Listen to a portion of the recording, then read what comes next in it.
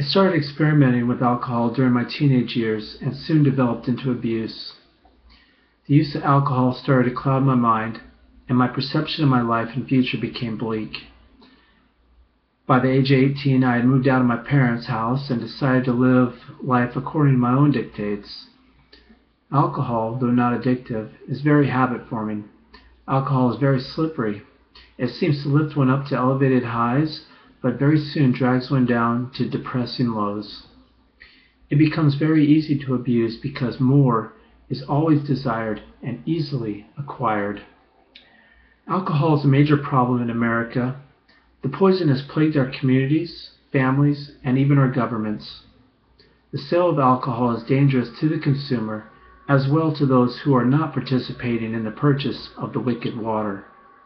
I believe Congress should reestablish the 18th Amendment of the Constitution, the prohibition of alcohol, and repeal the 21st Amendment, which had taken away the efficacy of the prior. Prohibition worked in America for 13 years, and it can work in America today. Alcohol becomes a very harmful substance because of the lack of judgment and the impairment of motor skills to the individual. The abuse of the substance becomes harmful to others when the impaired individual causes accidents which could result in injury or deaths to either party, at work, at play, or even in the desired safe streets of our neighborhoods. While under the influence, the individual is more likely to involve him or herself in crime, become harmful to self and to others, in automobiles driving under the influence or while intoxicated, and the destroying of the family roles and relationships due to the separating and isolating entity and the destructive nature of the deadly poison.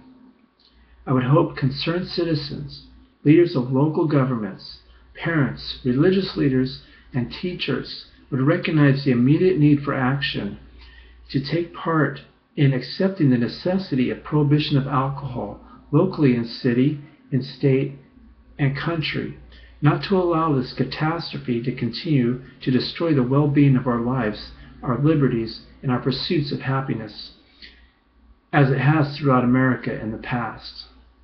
I would particularly call this attention to the voters for the purpose of peaceable assembly, wherein the discussion and organization of a unified petition for the grievances of redress aimed at state representatives and governors to protect and save communities from this plague of the nation, to address and to promote the implementation of the 18th Amendment, the prohibition of alcohol, by the year 2020 for a bright, clear, and sober future for America.